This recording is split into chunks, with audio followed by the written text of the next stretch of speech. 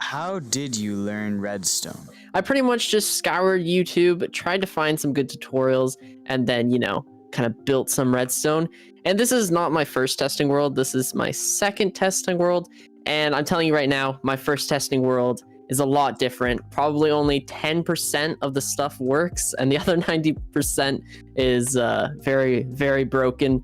But yeah, it's pretty much just a lot of practice, and that's about it.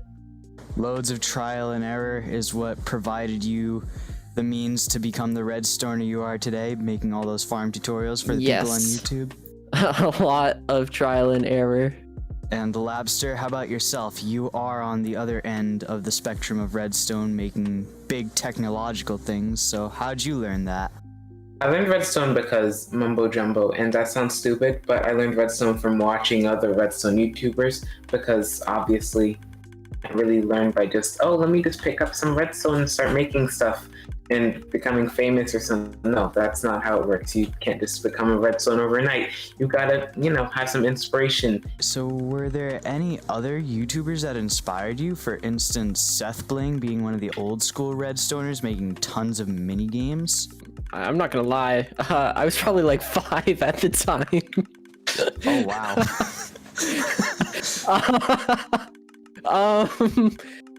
Silent Whisper got me into Bedrock Redstone, because before that I would just build Java Edition Redstone on my Nintendo Switch and be confused why it wasn't working. And then I found Silent Whisper, and yeah, he was a big motivation to get a YouTube channel and start learning Redstone. All right, how about you, Labster? Was it just mumbo jumbo, or was it also a Silent Whisper combo? So for learning redstone, it was pretty much mumbo jumbo, only because I had this mindset that he was the best redstoner, and that if I wanted to learn redstone, I had to watch him every day, all day, every day. That was a bad idea, but I mean, I guess it somewhat worked. But now I kind of don't really watch him as much as I watch other redstone YouTubers. For example, gonna shameless plug some other people. Crafty Masterman, amazing Java redstoner. Watch their videos all the time. Ben the Human, Viscose Comb. Pretty much all the really good redstoners are small YouTubers, because this is kind of just how the redstone community is. All right. So mumbo jumbo is not the only one. All right, interesting. Nowhere near that. All right, Mr. Labster and also Mr. OneUp. So we just spoke about people that inspired you due to Labster being the man he is, talking about the Mr. Mumbo Jumbo. But besides people and YouTubers, what inspired you to take up Redstone? Well, what inspired me to create Redstone was actually my involvement in Roblox developing, and pretty much no one knows this, but I used to actually develop Roblox games. Nothing too popular, maybe like the most, I guess, viewed or rather visited game I made was like 1,000 visits or something. But I used to really love making Roblox games and like coding them in Lua, which was extremely difficult. I don't like Lua, but that's besides the point. I I can do this in Roblox. I can do it in Minecraft too. And obviously as a starter, yeah, that wasn't gonna happen. I was probably supposed to practice some Redstone first, so then I started searching. So Roblox code transferred over to Minecraft Redstone. No, not the actual code. I wish it would be that easy. Lua is an extremely stupid language, but I'm not even gonna get into that. Pretty much Minecraft is what I want to, I guess, extend my ideas on. For me, I think if we're not talking about people who inspired me, but rather subjects that inspired me, it is going to sound really nerdy, but my friend and I were really into role playing and Dungeons and Dragons and, RPGs and stuff like that. And so I always wanted to create them in Minecraft because obviously, as it kind of relates back to what Labster was saying, he liked coding. I was never really smart enough to learn how to code. So I was like, hey, let's do Minecraft and we can figure stuff out here. But yeah, it was probably that. I was trying to figure out how to make puzzle games and just trying to incorporate some more technical things into my map other than, just for looks. So just wanting to enhance your gameplay. Okay. that's not really expected. I just would have thought you were trying to do a survival world or something, and you just got bored with it being too slow. No, actually, I very rarely played survival mode up until like 2 or 3 years ago. Before that, I was all about creative mode and, building creatively. Wow. An even more awkward transition, if I would say so. Maybe you as a viewer not think so, but for me, that's a little awkward transition. Creative building to redstone creation. Yes. Okay. So now that we've talked about inspiration and learning, how do you take that into practicality and innovate and make your own farms or machines or games, whatever? What inspires me to build my own designs is probably just wanting it to be cheaper because, quite frankly, I'm not very interested in grinding for materials. So I try and make my designs as simple and as easy as possible. I'm not all about those rates. I don't know if Labster is, but I'm personally not.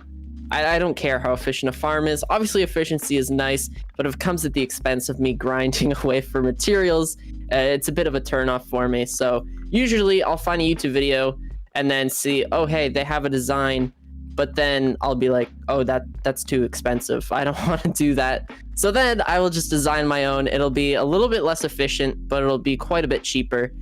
Also, if I need a farm, then I'm more interested in building it by myself, not only because I can get the YouTube content out of it, but because it's a lot more fulfilling when you get your own design to work and you can use it in an actual world. The first time I got that feeling, it was pretty cool, and I enjoyed it quite a bit. Personally, I have never had the redstone feeling, I'll just say. Gotta keep it PG-13 around here. Not trying to go further, but so basically, just to sum it up, you just improvise on other people's designs. That's how you go about it? Improvise on other people's designs, but not steal them at the same time, if you know what I mean. All right. Yeah, that does make sense. You have to put your own twist on it as well. Okay. Yes, sir. So Labster, how about you? I mean, you're not always making just farms. You also make massive games. How about you? One thing I do when making something as big as, let's say, Connect 4 or my current project, Minecraft and Minecrafts, I literally get down in a flat world, I get a bunch of wool colors, and then I just place my circuits in, on the grass. And I'm like, okay, this is what I want to happen. This is what I need to do. And this only really applies to computational circuits, or I guess logic circuits rather. And when it comes to things like doors, you kind of just, go into it, make the door, and, if it's not small, just make it smaller. But yeah, I kind of just plan everything out before I do it, and that's kind of just what makes things easier. If I was to do everything on the fly when it comes to these big redstone things, I would suffer. I would probably not get anything done, and I'd probably still be working on Connect 4 that went in Ascendance. So you just have to go about, make your own plan, basically just make it organized, and you go from there? Yeah, 100%, yeah. All right.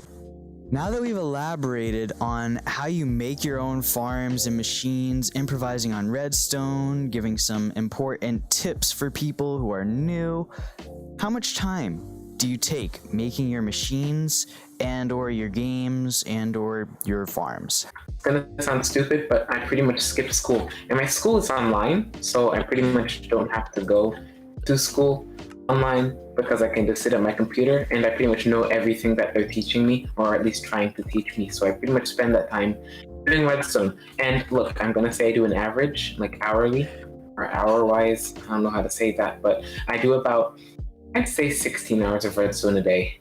It's kind of ridiculous, but I spend more time doing redstone than I spend doing anything else. And I guess the rewards are around. I'm not sure what you would consider a reward to be, but I mean, I spend a lot of time doing redstone, 16 hours a day. And I do not recommend anyone spending 16 hours a day doing redstone unless they want to do something that's never been done before. So basically, the PewDiePie song that says, I mine all day, I mine all night, You could say, I stone all day, I stone all night. That might sounds sound really weird. bad. It sounds really bad. It sounds really bad, but hear me out. Hear me out. You could say you do that. Misinterpreted 100%, but I don't think that's healthy for anyone. Okay, so your time's just unhealthy. Okay. Noted. Unhealthy amounts for Labster. So, Sir One Up, Labster Yes? stones all day and stones all night. How about you? Yeah. How about yourself? Well, unlike him, I actually attend school and don't skip. And on weekdays, I probably spend about an hour designing stuff, which doesn't sound like a lot, and honestly, it's not at all. And then on the weekends, I usually get about, between the 2 days, about 14 hours in. So I probably build Redstone for about 20 hours a week, which is a lot healthier than 16 hours a day, to say the least. And then each farm probably takes me, on average, 3 hours to design. All right, so you do not stone all day and you do not stone all night. I definitely don't stone all day and all night, and I can appreciate that Labster does it, but for his own sanity, I question him. This is why I don't have people skills. That's why I can't have conversations. What do you think will be possible with the wireless redstone that's going to be added in 1.17? I'm gonna be honest, I haven't really looked at it. It's cool in theory, but at the same time, I feel like it could possibly, and people might hate me for this, it could possibly ruin the simplicity. Redstone, it's not simple, but it's easy enough. But then when you add the wireless capabilities, then it's just a whole bunch of other things that we gotta learn. So I don't know. Labster, can you help me out here? Everyone's Can't kind really of think. like, I have wireless redstone now. It's pretty much useless except for inputs. That's literally that's my theory. And actually, no, it's not a theory. It's quite a fact. Because I was on Java Edition the other day. I played around with the mod that OpusEC made. It's literally the most useless thing, the most useless addition to Redstone I've seen pretty much ever. I guess it's better aesthetically. But for actual like redstone circuitry, I don't see it being useful for anything, except you're probably not going to know what I'm saying about a shift register, just because they're kind of hard as is. But that's the only thing I can see it being useful for, and obviously you don't know what that is. But it's pretty much just it's useful for so little things, and I don't see much of a use for it. So I don't know. Well, it's kind of just an input thing for me. I'm also. Don't players walking give off those signals too? So could you just accidentally set off your redstone machine, even if it's not supposed to be? You could totally do that. Yeah. So I see it being used in actual redstone. I can see it being used as like an input, but that's about it. It wouldn't be useful in farms, as far as I'm concerned. Yeah, in farms, 100% in farms, and like load detection stuff and like things like that. I'm talking about like let's say making like a door or something. Just, what I like doing. Yeah, 100% not using that to make a physical door. Maybe as an input for the door, but yeah, no, I don't see it just being, let's just put a skulk sensor here. The target block, that's another story. That was probably one of the most useful things added to Redstone, but the skulk sensor, I don't even know. If they're doing it the way they're doing it right now, like adding it the way they're adding it now, I don't think it's going to be too useful for, I guess, straight up redstone logic. So, yeah. Well, I think it could be, wait. I don't think it's going to be useful in, like, practical designs, right? So things that you would build in survival mode, but it could be useful for things on, like, maps where, like, you need player detection or you want something to register, like, say you want a dispenser to shoot out a zombie egg or something, spawn in a zombie, it could be useful for that. But then you also have tripwires. I don't know. It's going to be interesting. It's going to be interesting. Perhaps more just an adventure map use rather than actual practicality and survival/creative uses. Definitely. Yeah, but at the same time, I don't think we really need any new redstone features. I think redstone's pretty solid as it is. You have to introduce something pretty useful for it to actually be adopted, like the observer. Well, You heard it here, folks. Labster and 1UP think that the wireless redstone's pretty useless, and Don't get me wrong. Don't get me wrong. I think 1.17 as an update is amazing, especially the caves bit and the cliffs bit. But as far as the redstone components of the update go, I think it's pretty lackluster. Not much uses for wireless redstone. Mojang, get good. I don't want to sound like I'm not trying to bully it, right? I think it's cool and people will have fun with it, but it's more of a gimmick. It's not gonna be useful. I mean, I'm gonna definitely eat those words. Only time will tell at the end of the day. We still only have pre-releases and mods made by fans. Well, fans is that the correct term? I don't think it is. But fans of Minecraft. Yeah. So only time will tell at the end of the day. We still have about a year left as of recording. Around. So maybe these words will be eaten, as 1UP said. Maybe they will. But let's move on to the final topic for this interview. Any final tips or comments you have to give to the viewers to get better at redstone? Let's see, tips. A tip is to spend hours thinking. Like, okay, look, I know I just went, okay, plan out your redstone. I don't mean planning out your redstone. I mean getting a solid idea for what you want to build. Because you don't understand the amount of times I go in a redstone testing world, just place down random blocks. I break them all because I'm like, this is stupid, what am I doing? And continue placing random blocks, breaking them again, and realizing how stupid the thing I'm doing is because I don't have a solid plan. Get a plan for what you want to do. It's not about how you're executing a plan. It's about the plan in the first place. If you want to make something that's not even physically possible, then you're probably not going to succeed for obvious reasons. So I think it's smart to just be like, okay, I want to build this. So this is what I'm going to do. And hopefully it works. If it doesn't, I'm sorry, I don't know what to tell you. But just learn, get new things, get good concepts. Don't do something that you think is impossible, because if you think it's impossible, it probably is impossible. So let's get realistic ideas, and that will probably mean you're successful. And 1UP, how about yourself? Pretty similar, because the only way that you can really learn something is by practicing. And eventually you'll get good at it, but you also have to learn it by someone who knows it. So for that reason, I would probably recommend, if you want to build something, to look up a tutorial on it. But then, eventually you'll be able to be a so pro gamer that you'll be able to build your own. And it's a lot more fulfilling when you build your own, but at the same time, it's not a skill that everybody wants and or needs. So I wouldn't recommend it for that. But yeah, a lot of failing. You have to grind out the hours, try and figure everything out, do your research, and search up the Minecraft wiki. I can't tell you how many times Minecraft wiki has saved me. Along with that, don't expect everything to work first try. And actually, if you're like first time redstoner, then don't expect it to work at all. But yeah, that's about it. You practice. It's like anything, right? You gotta, okay, we're doing TNT. You have to practice, and eventually you'll get good at it.